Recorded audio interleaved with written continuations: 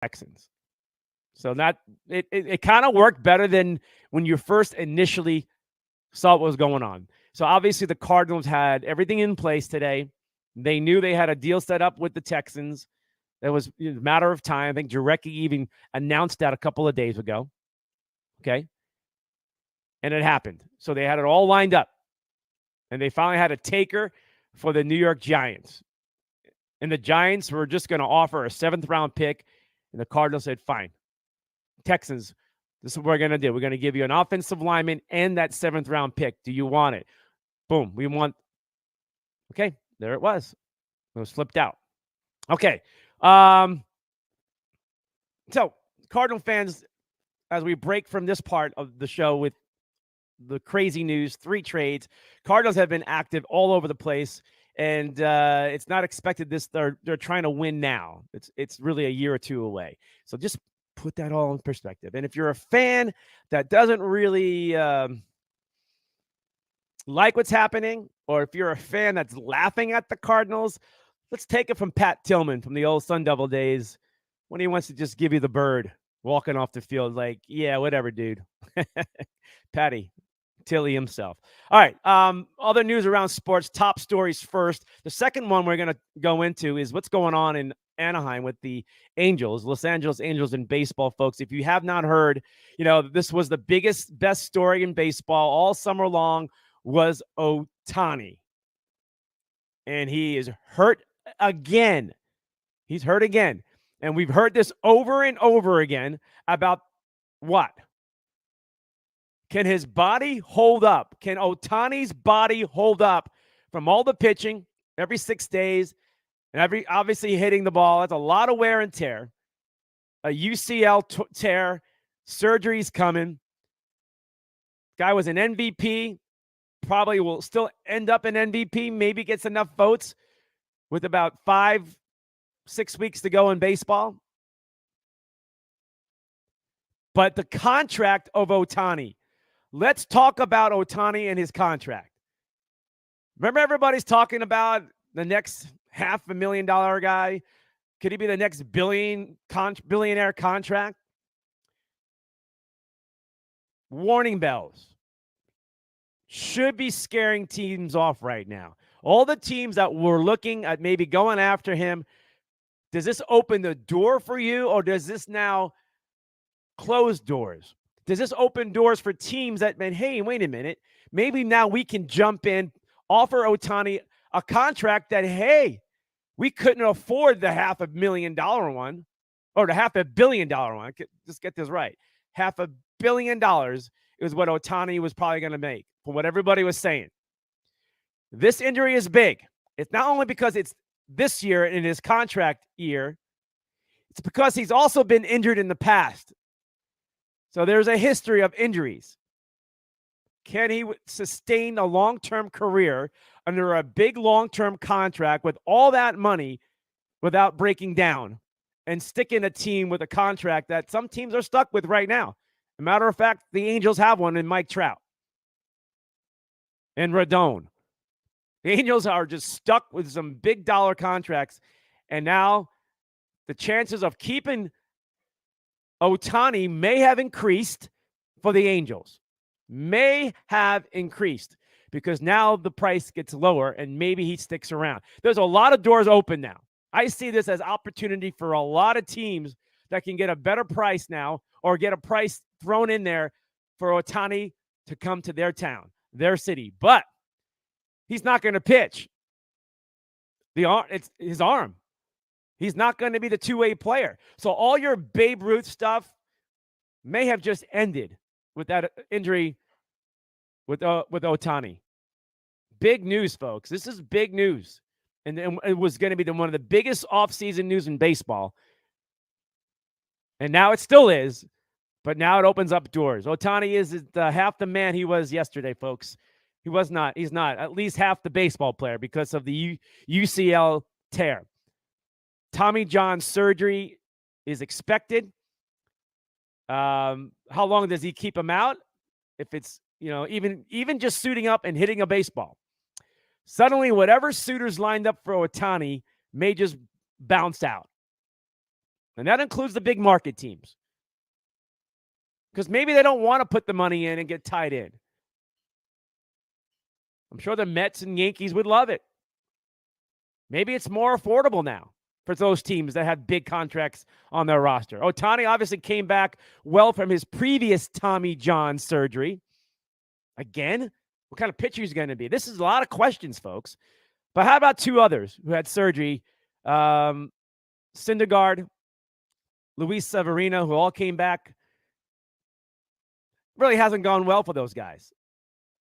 They have velocity and things, but it's not the same pitcher. Tommy John surgery can go very well, or it could just be a disaster, and that's it. You're never the same. You have to pitch differently. Ohtani's still going to play baseball. He'll be a hitter, and he's a great hitter, and somebody's going to benefit for that. But are you going to offer Ohtani money that it's for pitching and hitting? Not going to happen, folks. They have leverage. Baseball teams have leverage with Ohtani. And it changes. This guy was looking at mega money, $500 million. He was looking at it. And it all changes. It all changes. Who knows? Maybe in a year's or two time, he can be a relief pitcher for somebody coming out of, who knows? But wow, what a story. What a dynamic turnaround. And here's more Angel story too. Think about this. The Angels are placing Mike Trout back on the injured list also. They're done. The Angels made all these trades at the deadline to make the playoffs, and whammo, they get slammed like other teams. Didn't go well. Has not gone well. All right, let's shift more gears. It's college football.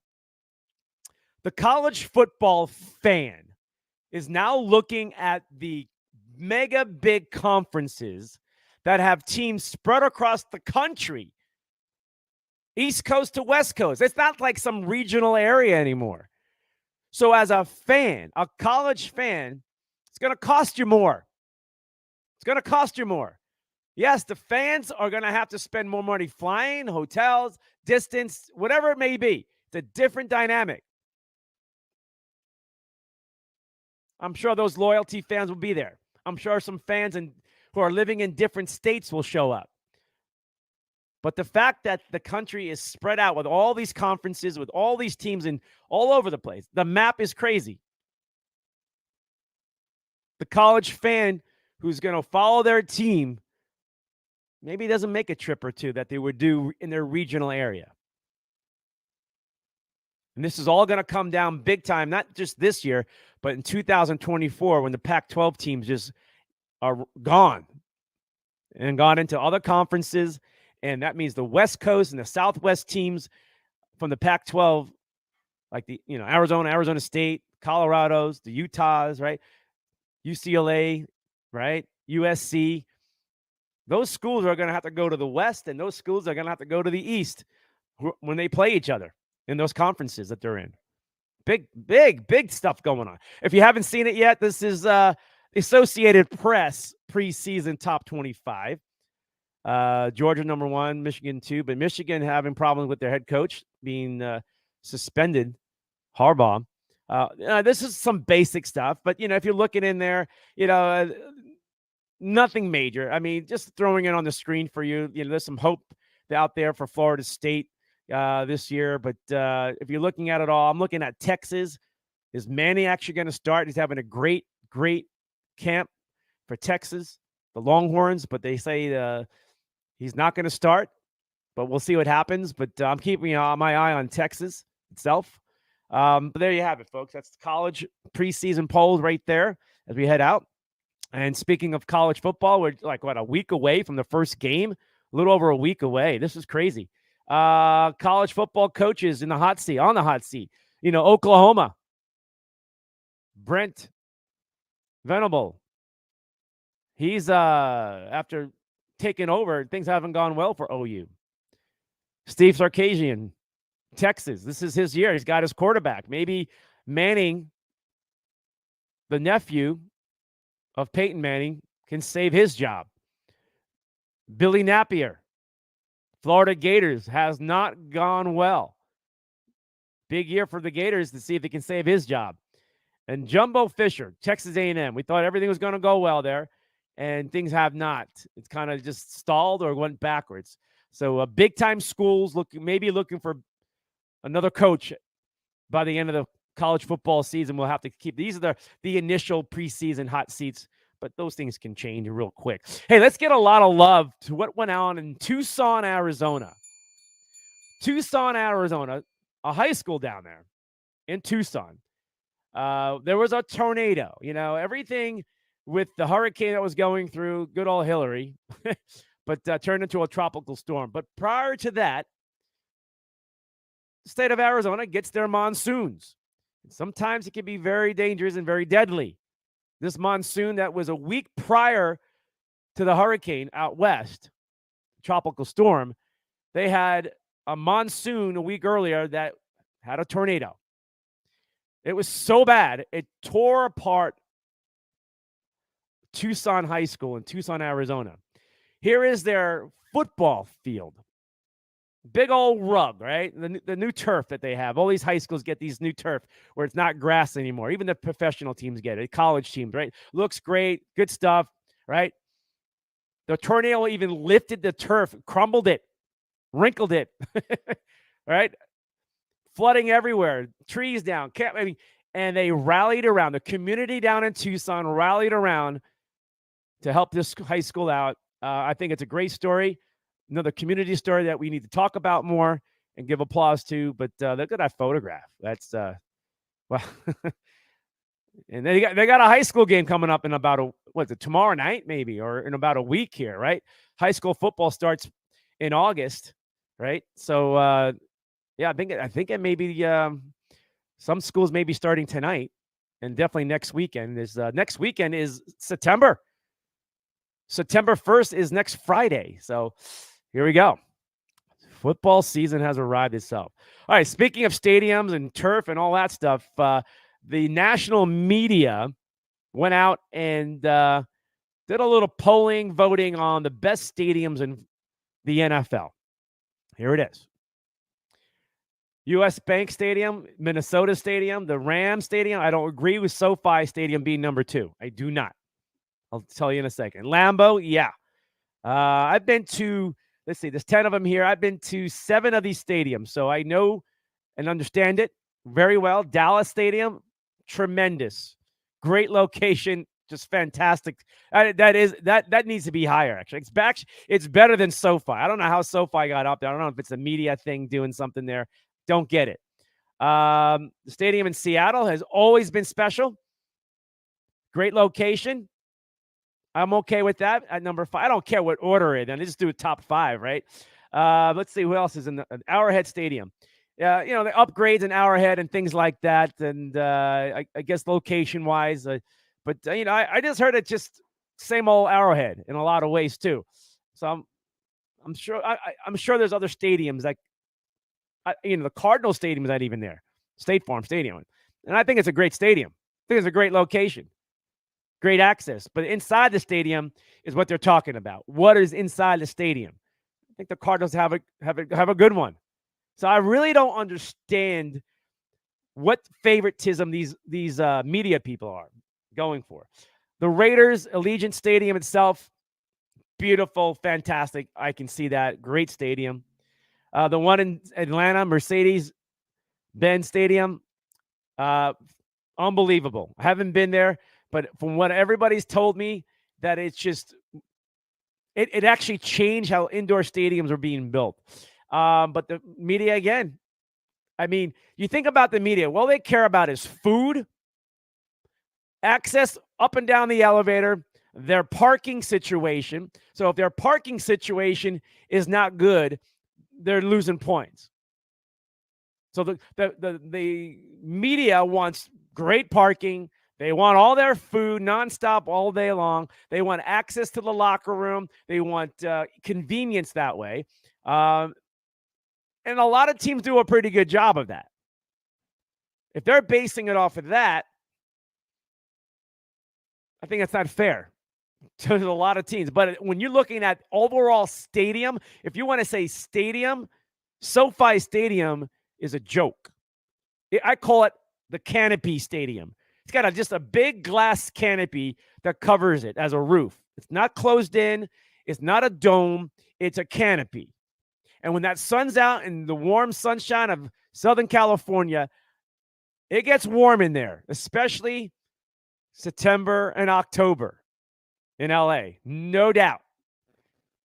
It gets warm. And especially if you're in the upper deck, you're getting baked up. It's warm up there. Not a good experience.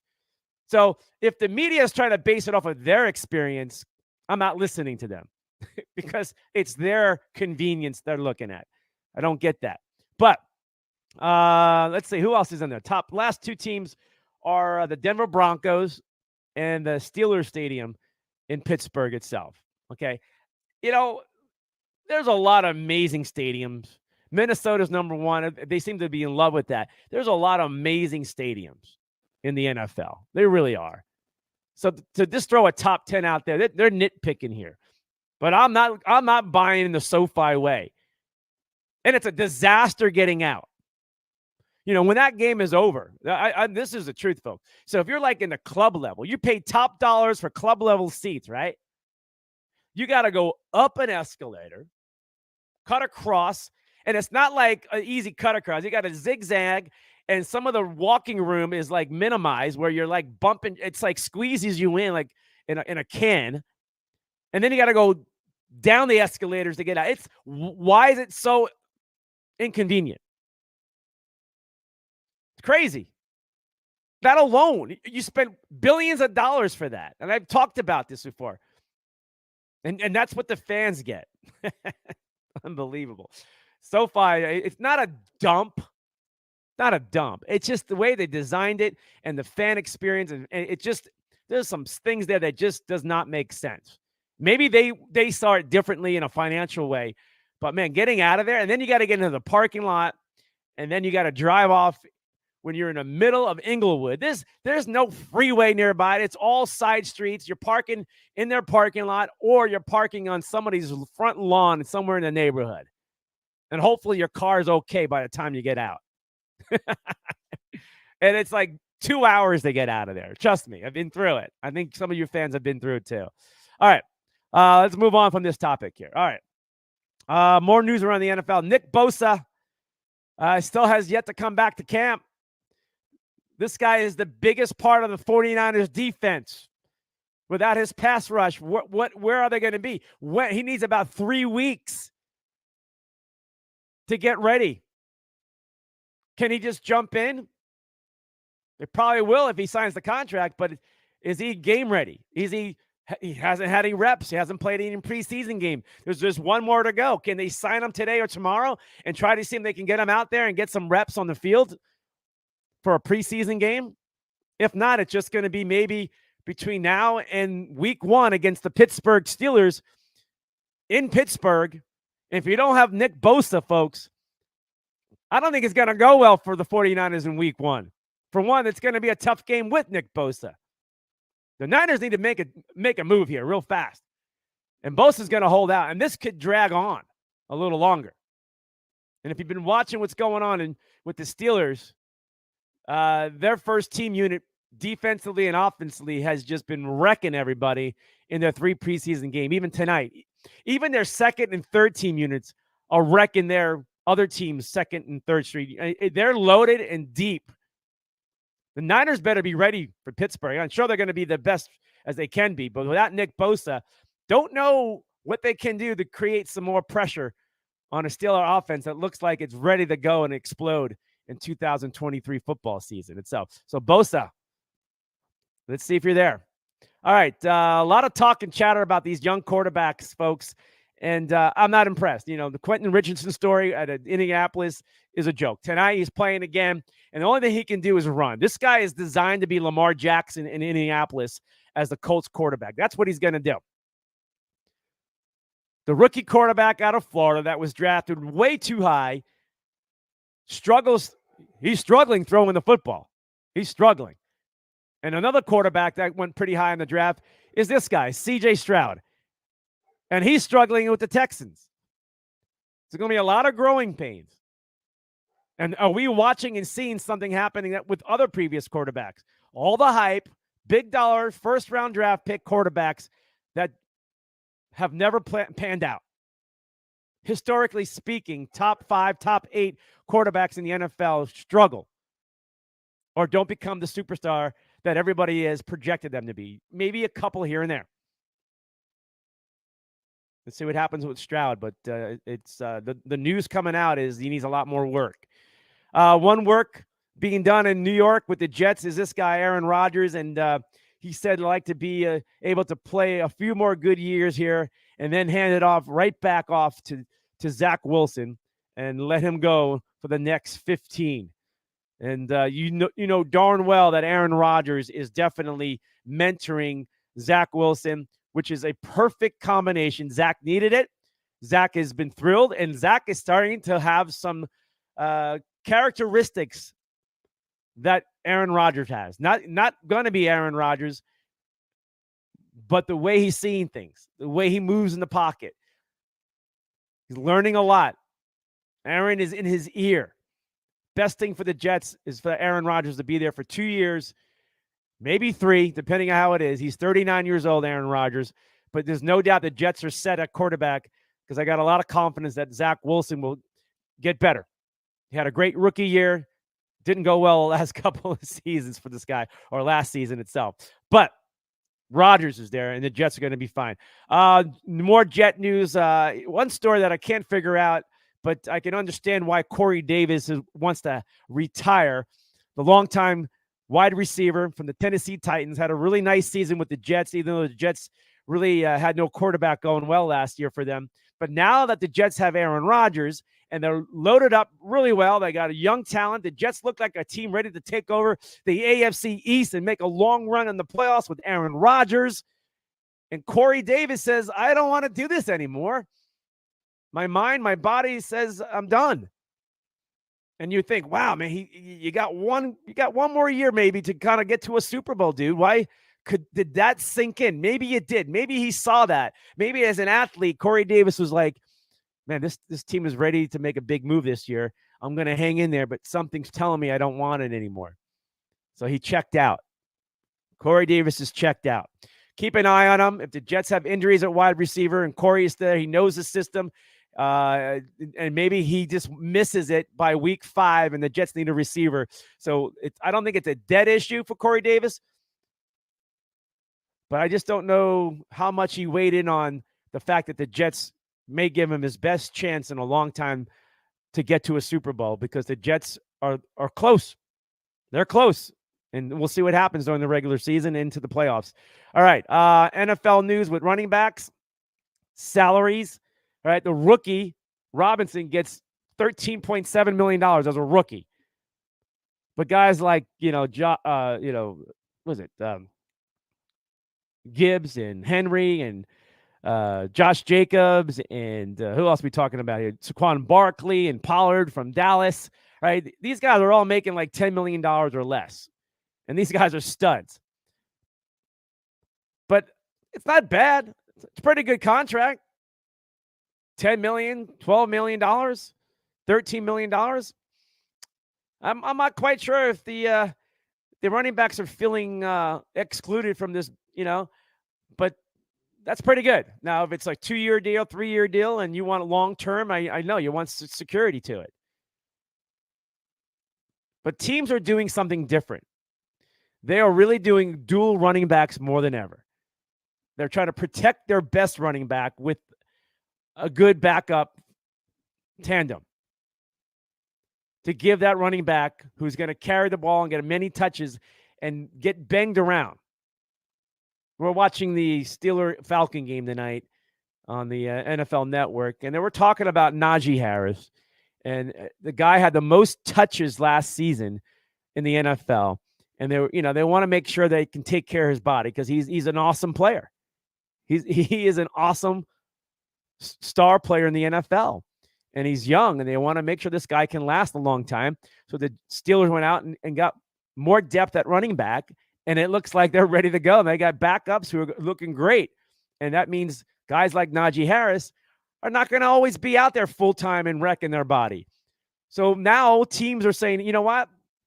You're not going to get as many touches, so maybe your contract shouldn't be that much.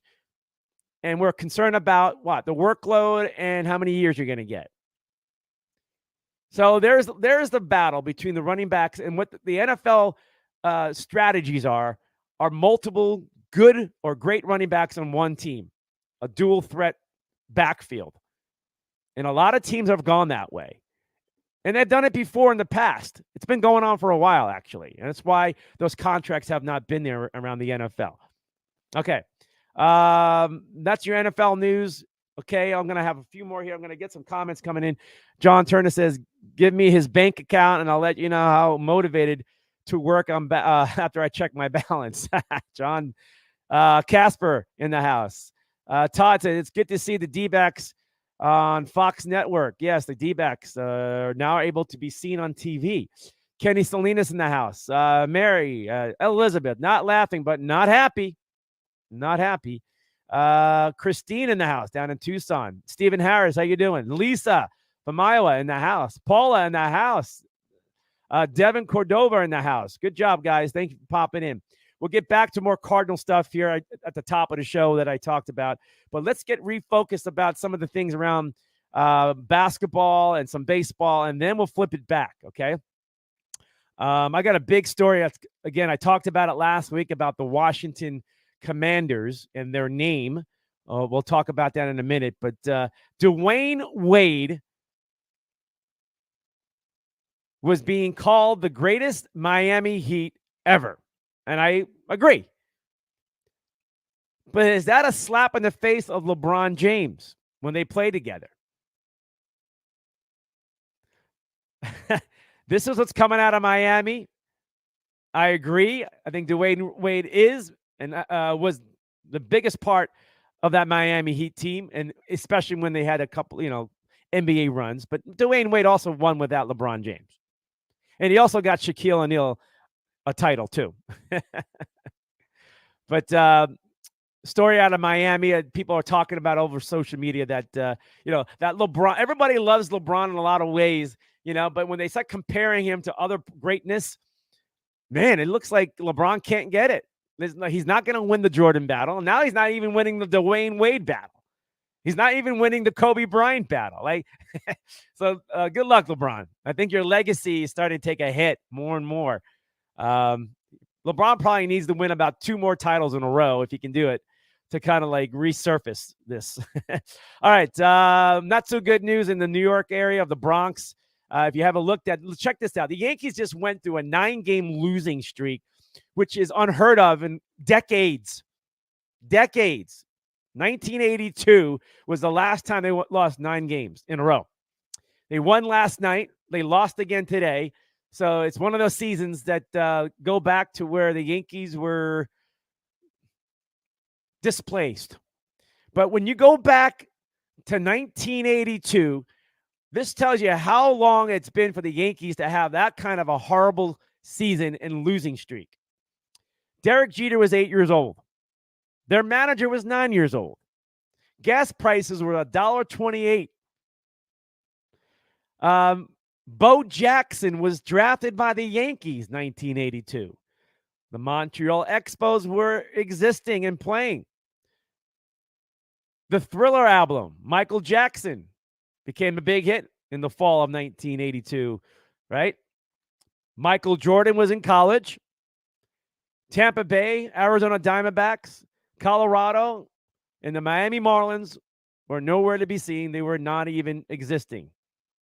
And the New York Jets were only just 13 years after winning their only Super Bowl in 1969. So maybe this is their year with Aaron Rodgers. Who knows? But that's how incredible and the Yankees have succeeded.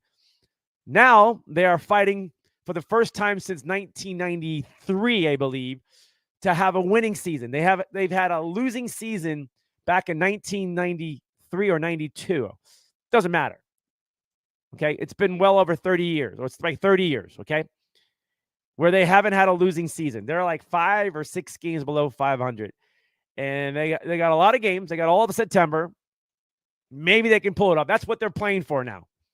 But when you think about Yankee history and you go back in time, okay, you look about it, 1906, the Yankees scoring, never having a lead, I should say, for 63 innings back in 1906, 63 consecutive innings.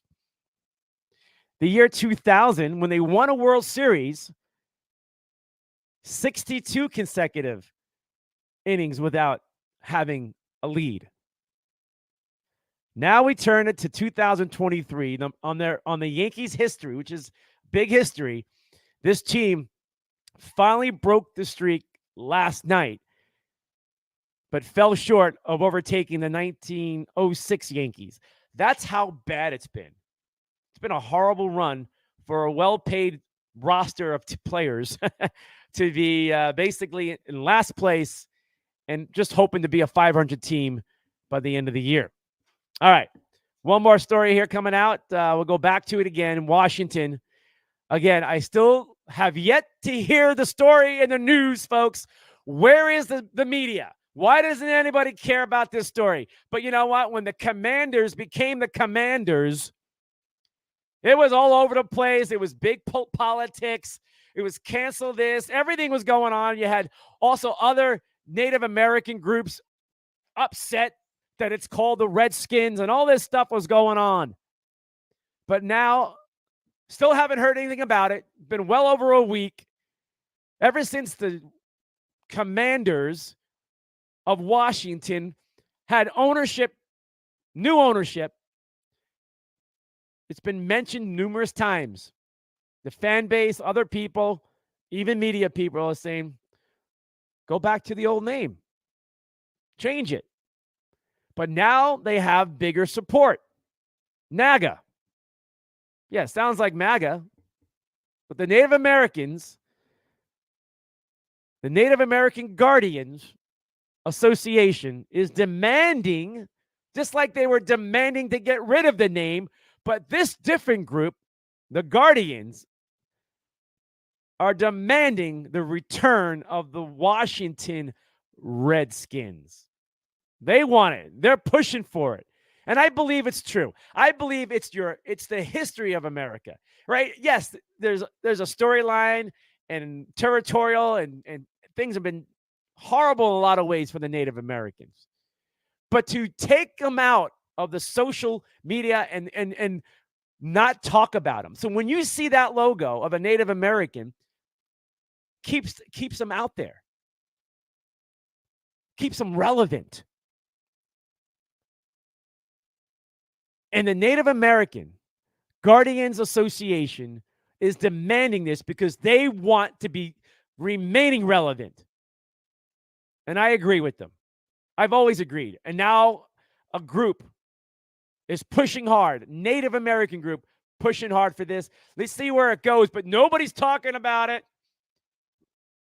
Nope, because it's not canceled. Not a canceled thing. Amazing. Amazing, folks. Are you waking up to all this crap? You understand this? Are you offended as a white person that it's called the Redskins? Why do you even care? But the Native Americans, who I met a lot of them and know a lot of them, were okay. They didn't care. They were fans of the Redskins. They're a fan of the Atlanta Braves. They're a fan of the Chiefs. They're proud of that.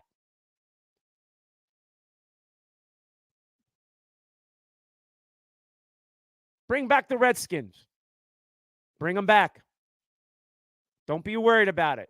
We've been through enough bull crap in this country. So you just want to go ahead and make the Native American irrelevant. So take away, just like Aunt Jemima was taken off Uncle Ben's rice, right? What does that do? Makes a community, a race, a population disappear. Take it out. Uncalled for. And other people are upset with that. The Redskins, did not have to lose their name. The owner made the change, and they forced him to sell the team also. This is such a ugly and sad how this has all ended up. But I'm happy that a group called the Native American Guardians Association, nobody's talking about it, is making a demand that they return to the Redskins. Love it. Push it. Make a big point about it. But yeah, the media don't give a crap. This is how our lives are being dictated, folks. Like it or not, which side, but this is bullshit. Plain old bullshit. They don't want to touch it. To me, that's a great story because it was canceled and they took it out. And now another group, the Native American group, wants it back. But there's another Native American group that didn't want it. But they all listened to the ones that didn't want it. And they use it as a political thing. Now another group says, wait a minute, I want it back. This stuff bothers me. I don't know why that doesn't bother you enough, but it bothers me. This represents how our country is just falling apart, folks. Falling apart. I'm upset with it. And I think you should be too. Completely. I'm a big advocate and I love my Native Americans too. Love them. And they know it too. They know who they are. All right. Let's get back and recap a few things here again before we head out. The big story today with the Arizona Cardinals making 3 trades. Everybody was surprised, but this obviously was all about, this was in the plans. This was already materializing weeks out. The Cardinals had a plan with a new coaching staff, everything else, and they had their eyes on players and roster positions and what they were looking for that fits their needs. And this is what happens. Clearing house, getting rid of contracts. That's why Kyler Murray's contract could get him out of Arizona. If there's a taker, does anybody want a quarterback with that contract? And the Cardinals may be willing to just like, here's a 6th-round pick. Here's a 5th-round pick for Kyler Murray. We are more concerned about his money that we're going to owe him the next 3 years. That's freaking astronomical. It balloons like balloons. Or do you hang on to it and hope for the best? I get the indication what you're watching right now in Arizona, folks, they're getting rid of everybody that just was around in the previous regime and all those contracts. It's a mess. They need freedom. They need financial freedom, and they need new bodies to fit their system. And it's tough, and it's kind of confusing, and it's a head-scratcher at times. But when you also trade away Isaiah Simmons in his last year of his contract to the New York Giants for a 7th-round draft pick and not opting for his 5th year, Isaiah knew it. He knew he was done. That's why he didn't make that tackle everybody was upset about at the goal line going after a quarterback, folks. Isaiah Simmons knew he was done. He was done in Arizona. Why go hurt yourself? Protect yourself. You're young. You got a great career ahead of you. Guy doesn't miss any football games, too. That's one thing about the NFL. You're only good when you're on the field, and Isaiah Simmons has proven that he can stay on a football field. The New York Giants are going to make this guy work. They got a lot of depth now, and they can put him, they're going to figure it out. And if it goes well, Cardinals missed it, yeah, but it doesn't fit their scheme of things. That's how they're seeing it, and their financial freedom. Tough one to bite, Cardinal fans, to see this guy walk away so young. Tough one. Josh Jones, Mike Jurecki, earlier today, 2 days ago, Jurecki knew this was coming. NFL insider Mike Jurecki knew this was coming. Knew it. He comes back today and reports, like a lot of people started hearing, that Cardinals traded away Josh Jones, offensive tackle, and a 7th-round pick, which seems to be the New York Giants' 7th-round pick, probably, right, to Houston for a 5th-round pick. For a 5th-round pick. So in return for trading away Isaiah Simmons, the Cardinals got a 5th-round pick. They flipped it. They give them credit. Look what the Cardinals did. You all bitched about 7th-round pick. What are we doing? They had a plan in place. The Giants saying, no, we want a 7th. We're going to give you our 7th. We're not giving. And the Cardinals like, fine, take it. We got something else lined up. We got Texans sitting there, and we're going to get, boom, it flipped out. The Cardinals gave them Josh Jones and their 7th round pick and give us a 5th. That's what happened, folks. Cardinals made wheeling and dealing, baby. They got a 5th round pick out of it. Now they got 3 5th round picks next year, the Cardinals. They got 3 in the 5th round. That's pretty good. You can find some talent there if they do it right. Not bad. So don't get all upset with the Cardinals, what they're doing today. They got a plan. You should be happy that at least they're trying something. They got an idea what they want to do. Does it work? We'll find out. Takes about 2 to 3 years. No more than 3 years, and then you go, okay. But we'll find out. And then the Cardinals realize, like, quarterback situation. Josh Dobbs. What's going on at the quarterback? Why is Josh Dobbs being brought in?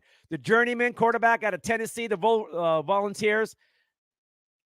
Had a great college career. It was pretty good. Great kid. Brilliant. Smart. It was Ben Roethlisberger's backup, 3rd-string backup for many years. Had a lot of playing time in Pittsburgh with all Big Ben's injuries. Got moved around to different teams, ended up in Cleveland.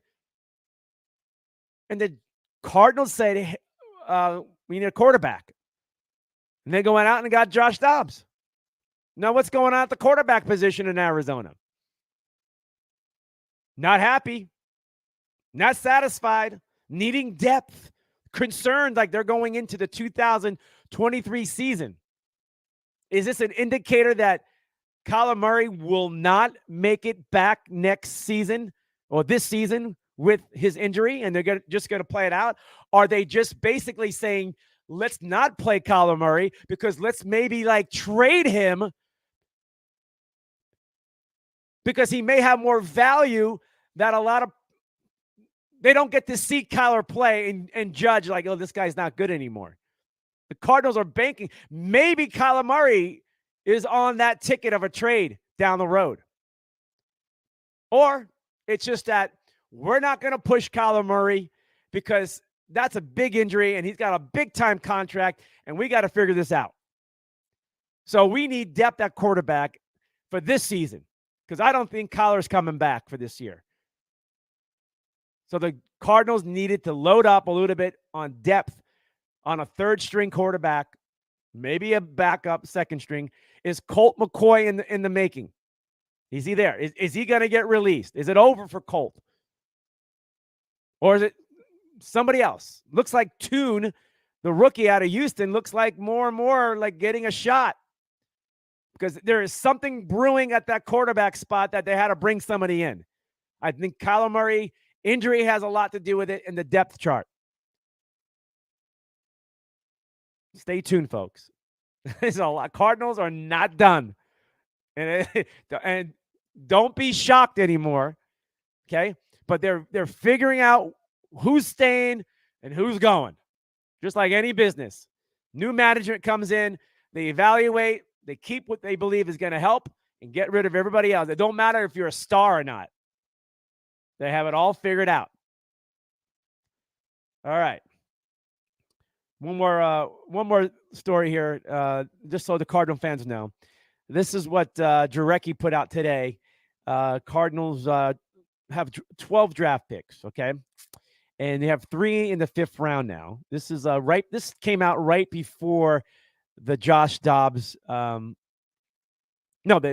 Texans and the Dobbs there. So the Cardinals have multiple picks in the 5th round, multiple picks in the 3rd round, multiple picks in the 1st round. Okay. Not bad. Did pretty good. They have like 9 picks in the first 5 rounds, the Cardinals. Not bad at all for the 2024 draft. And I'm expecting more to come. All right. Cardinal fans itself, let's see what you got. Turner says, Mike, he was great at Houston. Yes, Mike, the Tune. Play that Tune. Yeah, I think Tune is going to start until Kyler is ready. That's what Mike Buchanan says. And Mike Buchanan loves Kyler Murray out of Texas, you know. Dobbs acquisition will lead to Colts departure before week 1. Oh, you think he's going to go to the Colts? The Cardinals not done. Maybe you're right, Mike. Maybe you're right about this too. A Bella Chicken move, John Turner said. I think I said that right. Let's see here.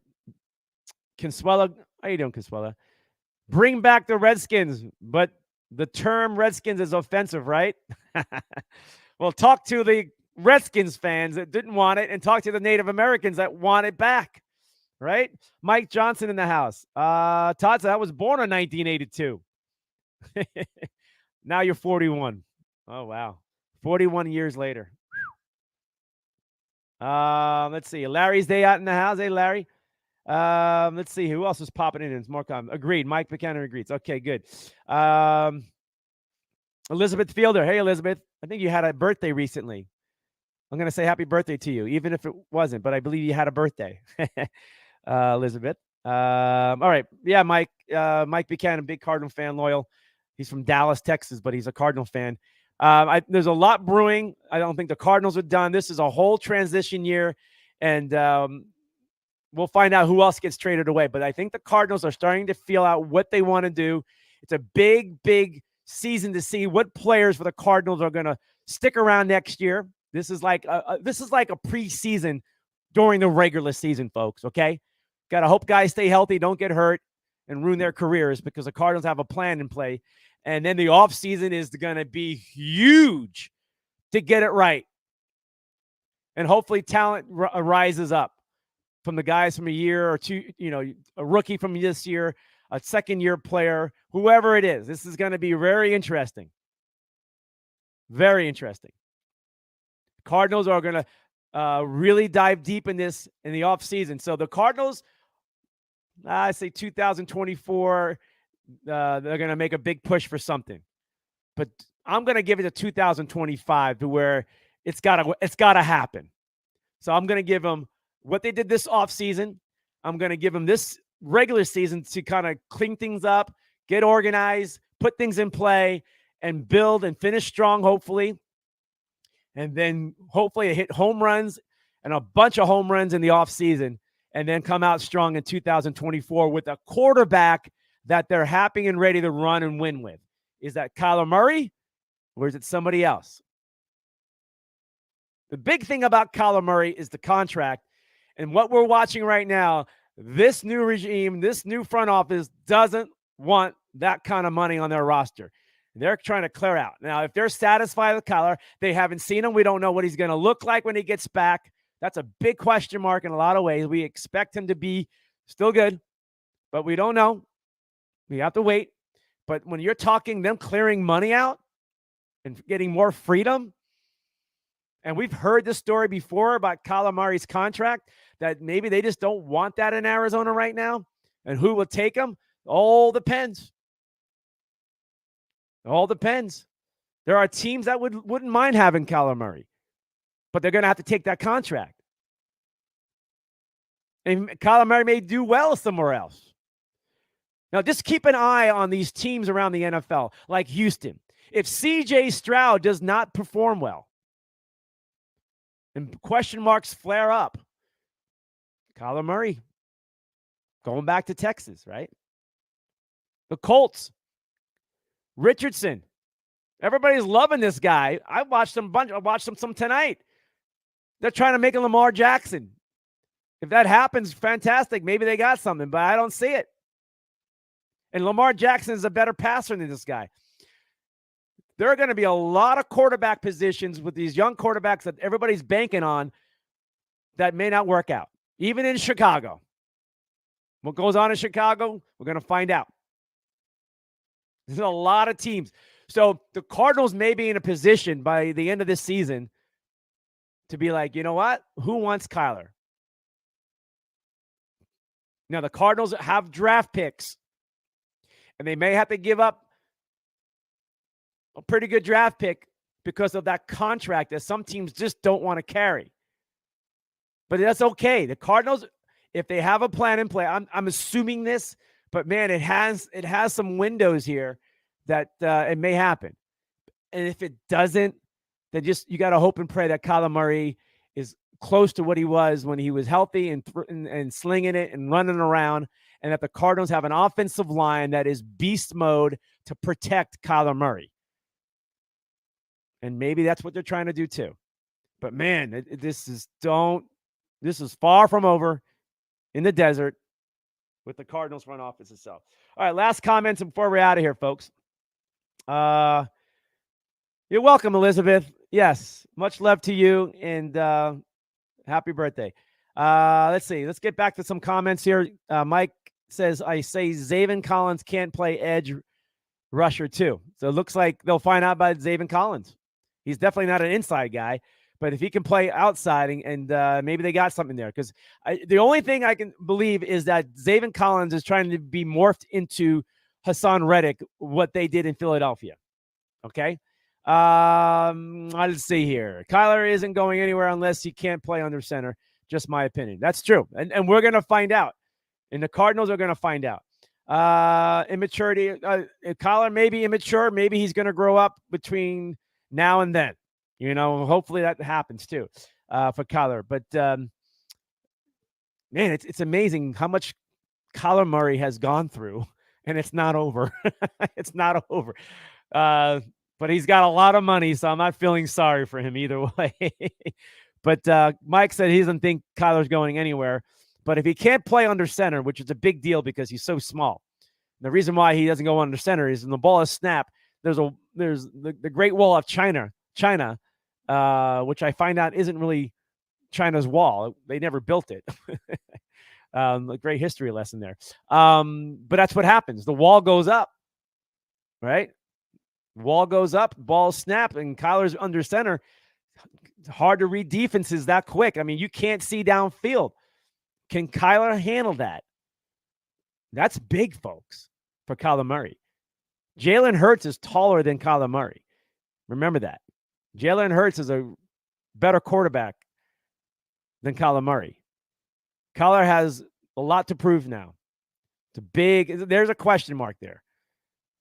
And here's the problem with Kyler Murray's leverage for the Cardinals if they were trying to trade him. Nobody knows what Kyler's going to do. Nobody has any. They're all waiting to see. Maybe Kyler comes back and plays well in his last few games of the season, and the Cardinals can go, let's keep him. We got something here, or let's trade him now because his stock is high, and we got to figure this out. It's going to go one way, and we're going to find out really quick. Now, here's the downside. If Kyler Murray does not perform well under center and it just doesn't look good, that stock value drops, and the Cardinals are going to have to try to throw in a nice draft pick in there with Kyler Murray and just try to get somebody to bite on it. And somebody will. And it doesn't mean Kyler Murray is going to just be a bust. He can go somewhere else and have a nice career also. But we'll see what happens, folks. A lot to talk about today. The other big story, too, was Ohtani, the Angels, the two-way player, pitcher, hitter, greatness, MVP. Everybody was talking like how much better than in Babe Ruth he was. And I'd still say he still hasn't touched Babe Ruth in longevity in the way Babe did it. I think Ohtani is going to be around for a while, but he will never pitch for a very long time with the UCL tear. He's going to have Tommy John surgery again, and who knows where this ends up.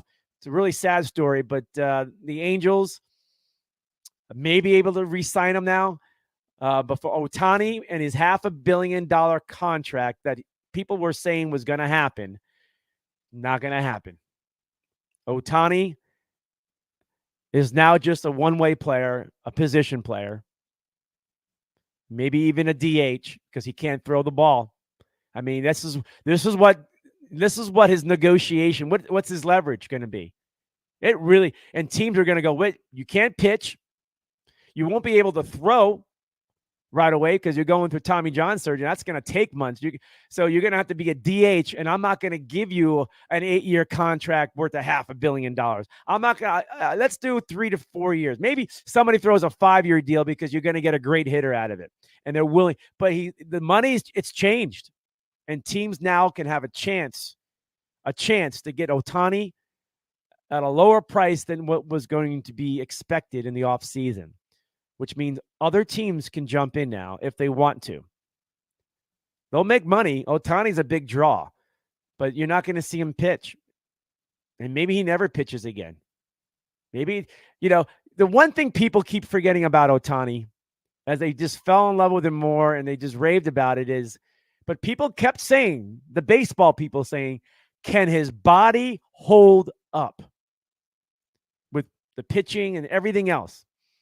He's injured again. He's been injured a lot, not just on the previous Tommy John surgery. He's been injured a lot. And he hasn't really gone through a full season. It's a lot of wear and tear on his body, even from Japan when he was playing that way. At some point, Ohtani has to make a decision about if he's going to pitch again. Maybe he could be a bullpen relief guy for a team where it doesn't stress him out that much, and he can come in and get an out or two. Stay tuned. Baseball teams around America, look out.